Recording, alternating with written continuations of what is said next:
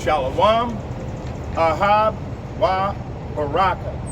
In other words, peace, love, and blessings. Also,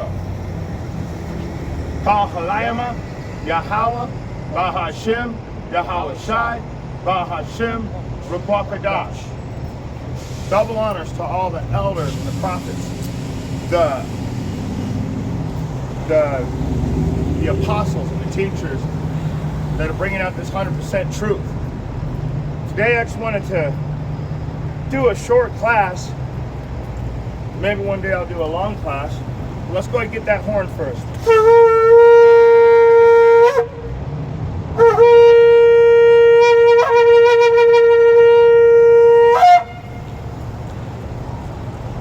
Beautiful horn. It's a beautiful horn. But what I wanted to get into is a response to a person that left a comment to a comment I left. I said, I pray for great woe upon this earth so my family can go home. Let me get the comment. I actually took a picture of it.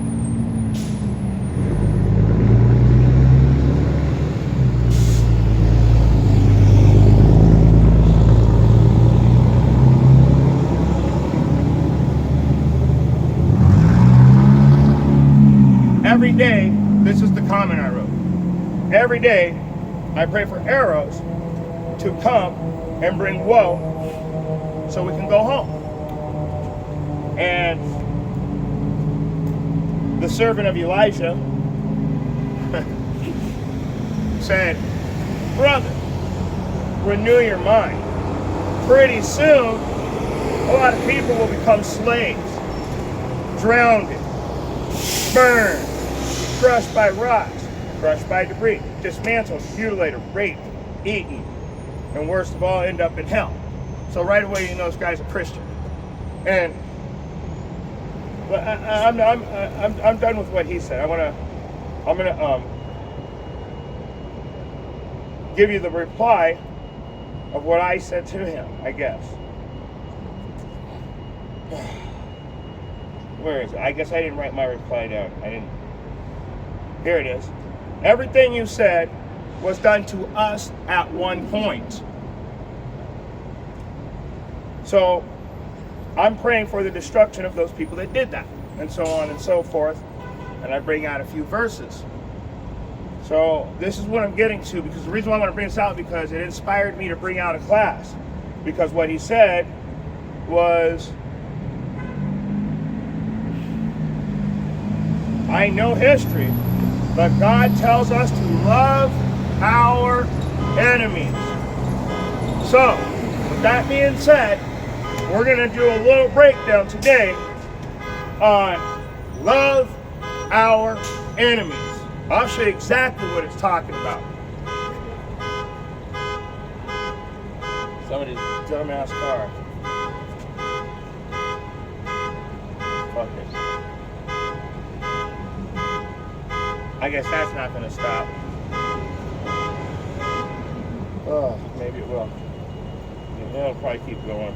All right, so let's go to the book of 1 Samuel 17, and we're going to start at verse 48.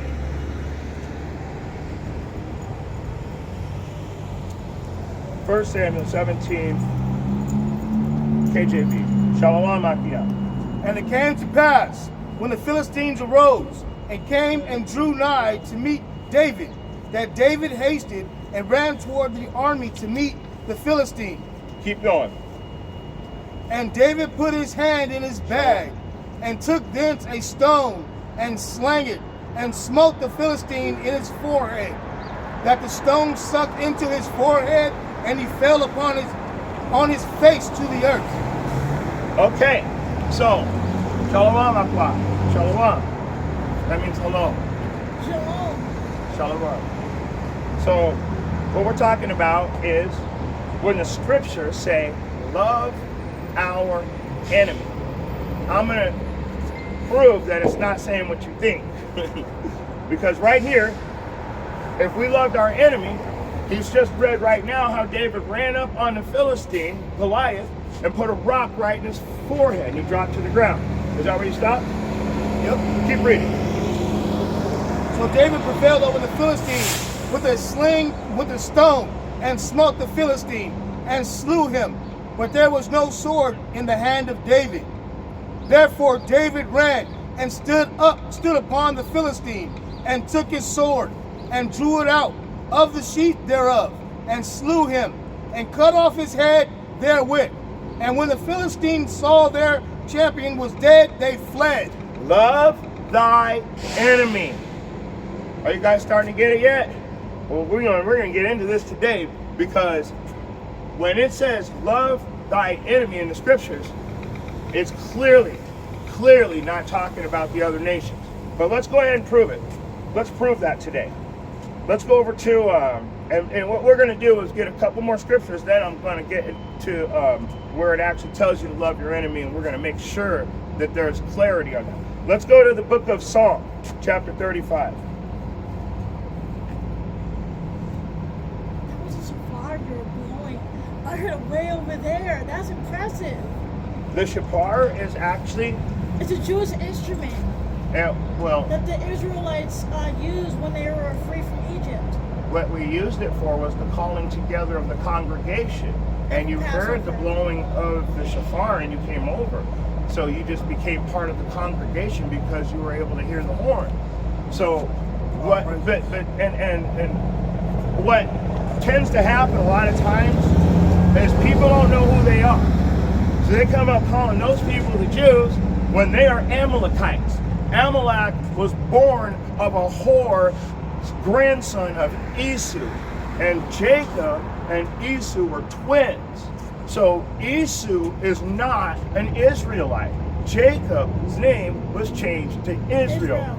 Yeah, Esau's name was changed to Idumean, Greek, Roman, European, modern day Caucasian American for the most part. But now that we've been scattered to the four corners of the earth, you can't just walk up to a white person and go, "You're an Edomite." That would be wrong, because we have been scattered and we've been mixed and mingled with the other nations, right? So that means that if we're mingled among the other nations, we're going to tend to look like the other nations over a period of time. Now, some of us are still going to look the same. Me, most people think, "Oh, look at that nigga. I'm a Gadite. That means I'm an Indian.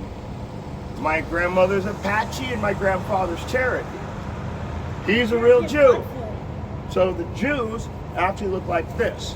And the reason why everybody gets mad is like, "Oh, you can't use this verse." And now, why can we not use the Bible to prove who we are again? Actually, you can, actually. That's right. And in Deuteronomy chapter 28 and 68, everybody gets mad. Why? Because the real Jews came here on slave ships, and it says it in the Bible. And then people go, "Oh, you can't, this, that, and it's talking about Egypt." Well, when you look up what the words mean, the word Egypt means, the word Egypt means that, it means bondage. It means slavery. So let me just get the verse, and I'll show you what everybody's so mad about. All these Christians telling us that we are the children of Israel. Let's find out. Deuteronomy chapter 28 and KJV. Excuse me. Hey, Mom. Now I can hear you. You called me and I couldn't hear you. I don't know what happened.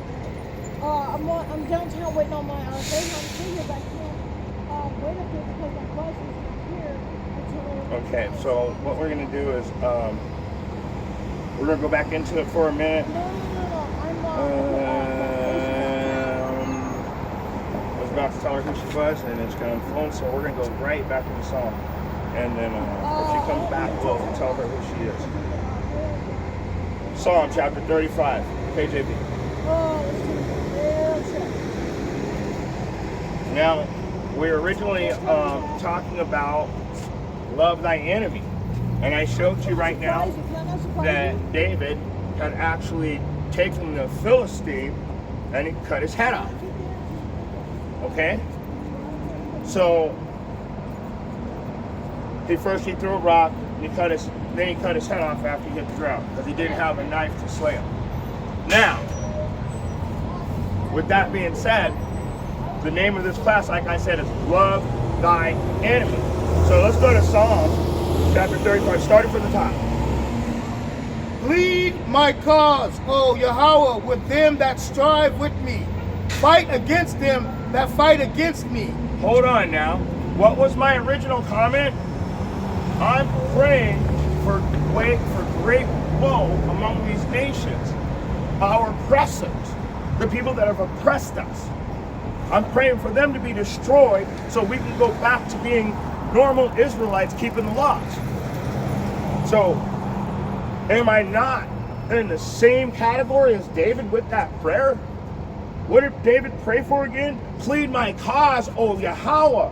Let them that strive with me, those that are trying to stop you, fight against them that fight against me. These people are taking us down daily. Yes, I'm praying for great woe. Yes, I see all my people getting taken out one by one, systematically being separated from the truth. Let's go over to the book of Psalm 55. Psalm chapter 55, KJV. And we're going to go start at verse 9. Destroy, O Yahweh, and divide their tongues, for I have seen violence and strife in the city. You know what? Destroy them. Split their tongues.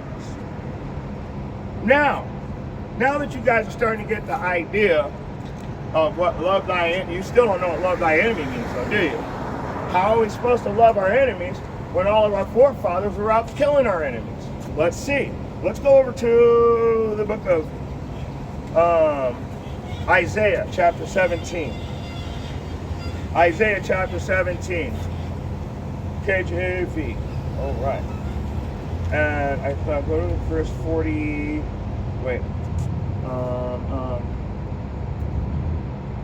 1 Samuel. Sorry, 1 Samuel. 1 Samuel chapter 17. KJV. Oh, lost it right there. Mess up. Okay, we're going to go to verse 48. Oh, wait, we wrote all that. We read all that, didn't we? Yeah, we already did that. Sorry, we already went over that. So now let's get into it. Let's get into it. This is where we're going to make the separation of what love thy enemy means, since we can clearly see that our forefathers fought and destroyed our enemies. So let's go over here to the book of Matthew. Matthew chapter 5, KJV.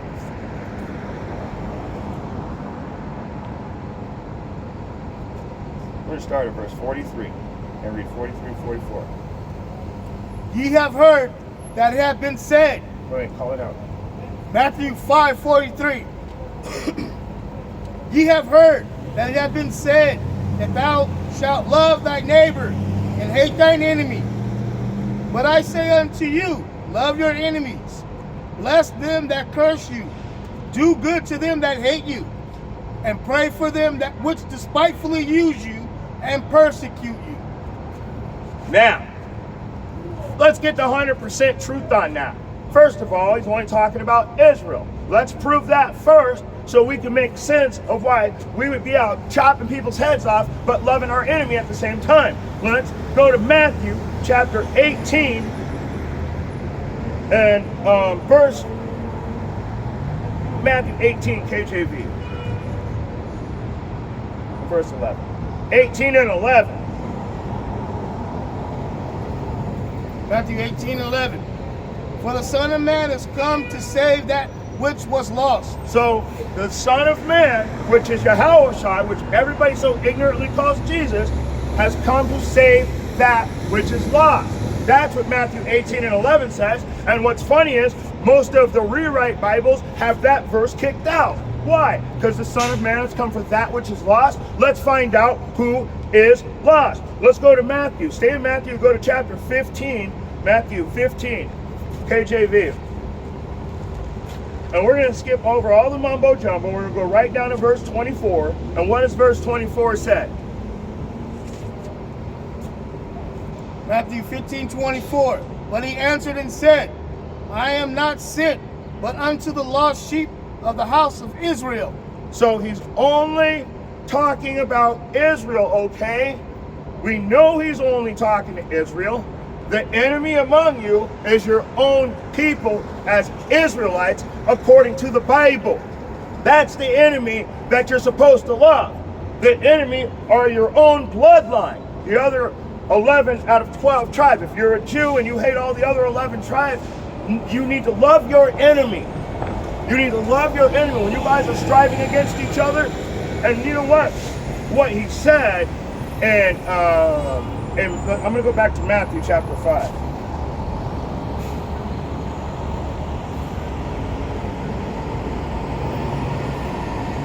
And what he said in Matthew chapter 5, and we were in verse 43, it says, thou shalt love thy neighbor.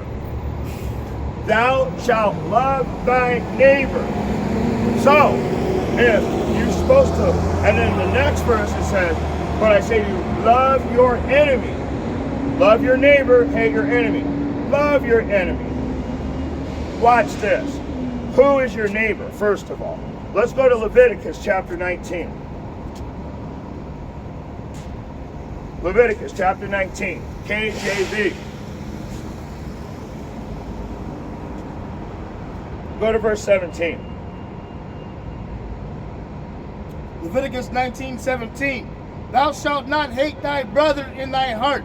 Thou shalt in any wise rebuke thy neighbor and not suffer sin upon him. Okay, you're not going to hate your brother. Your enemy. Your brother shall not be your enemy. But you're supposed to what? It says you're not supposed to hate your brother in your heart. Thou shalt in any wise rebuke thy neighbor. Your neighbor is your brethren. And according to the Jews, it would be the how is it written? The real Jews. I'm trying to remember.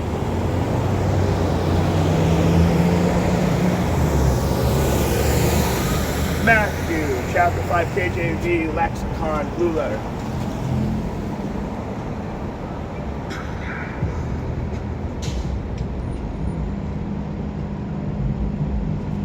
Let's see. Let's see if I can find it.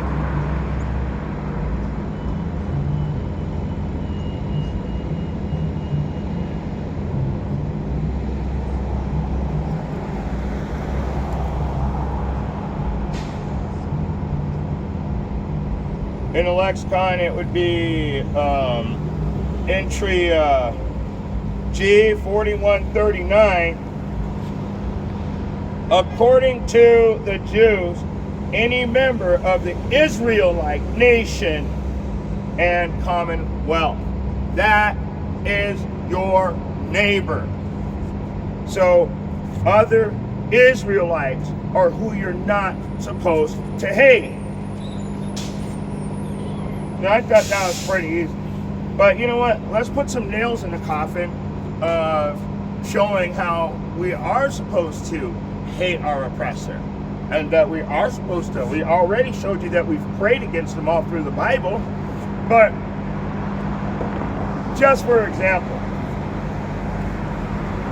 if we're supposed to love our enemies, what we need to do is get some clarity right now. Let's go to Isaiah 14.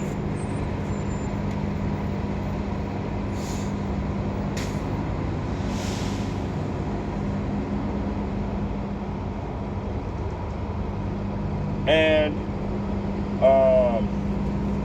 read 1 and 2. Isaiah 14:1. For Yahweh will have mercy on Jacob and will yet choose Israel and set them in their own land. And the strangers shall be joined with them, and they shall cleave to the house of Jacob. And the people shall take them, and bring them to their place. And the house of Israel shall possess them in the land of Yahweh for servants and handmaids, and they shall take them captives, whose captives they were, and they shall rule over their oppressors. I'm praying for great woe against the other nations so we can go where? Home. What did this just tell you? What did this just tell you? They're gonna take us back to our land, our place, and we're gonna rule over our oppressors. You know, let's get a precept on that. Let's make sure that that's actually what it's saying. Let's go to chapter 45.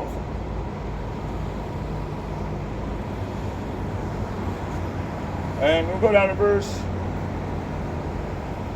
14. Isaiah 45:14.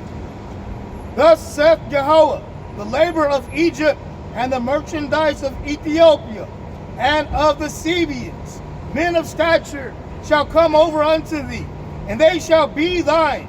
They shall come after thee. In chains they shall come over, and they shall fall down unto thee.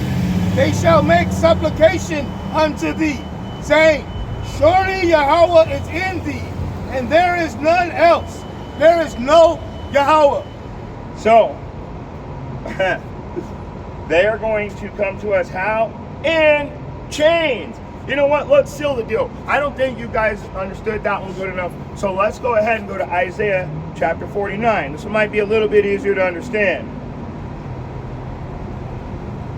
For all of you newbies that think that we're supposed to love our enemies, well, let's go to Isaiah 49. And let's go to verse 22. Isaiah 49:22.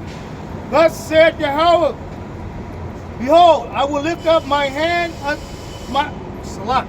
will lift up my hand to the Gentiles, and set up my standard to the people, and they shall bring thy sons in their arms, and their daughters shall be carried upon their shoulders. Keep going.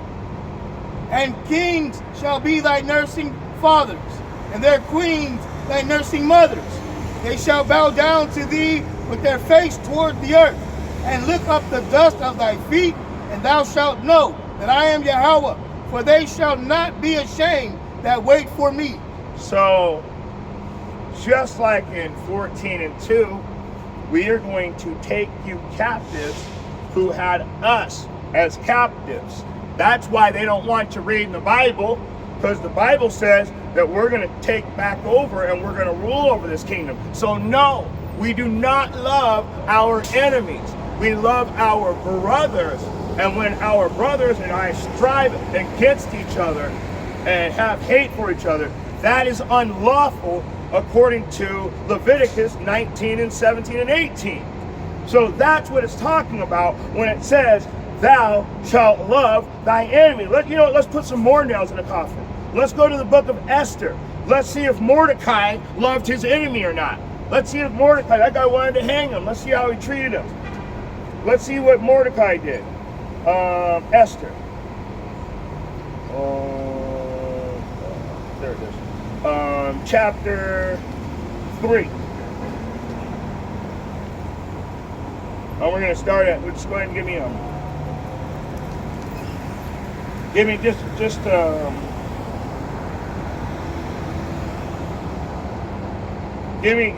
start at 5. 3 and 5. Esther, chapter 3, verse 5. And when Haman saw that Mordecai bowed not, nor did him reverence, then was Haman full of wrath. So he showed him no respect. He showed no love to his enemy. Read the next one. And he thought scorn to lay hands on Mordecai alone, for they had shewed him the people of Mordecai. Wherefore Haman sought to destroy all the Jews that were throughout the whole kingdom of Ahasuerus, even the people of Mordecai. So Mordecai was a Jew. He did not love his enemy. And that guy was clearly his enemy who sought to kill him. So if you think you know the Bible and you want to make comments on my line, You might want to study first. Let's go to Psalms. Book of Psalms. 139. And 20. Psalm 139 and 22. Love thy enemy, right? Go ahead. Psalms 139:22. I hate them with a perfect hatred. I count them my enemies. Well then, we have another problem here. It looks like somebody was lying when they said love your enemy. Now, because they took it out of context, love thy enemy is talking about Israelites amongst Israelites hating each other. They're not supposed to do that. Now, one more verse, we're going to close out there. One more. I just want to get one more verse because I said I was praying for great woe that we could go home and it caused this whole class, love thy enemy. So let's get one more verse. I think this is still in context. I want to make sure.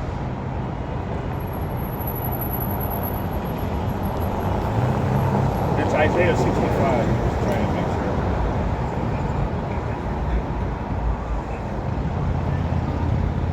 Yes. So, love thy enemy. It's only talking amongst Israelites. And I just want to remind you of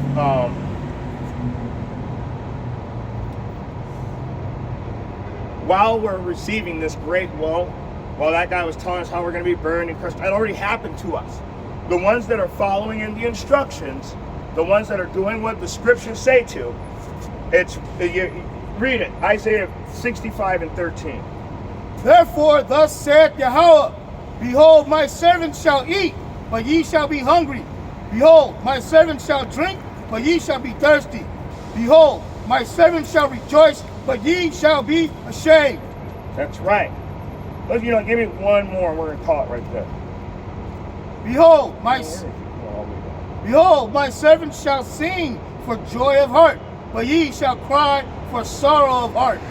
Ye shall howl for vexation of spirit, and ye shall leave your name for a curse unto my chosen. For Yahweh shall slay thee, and call his servants by another name. So,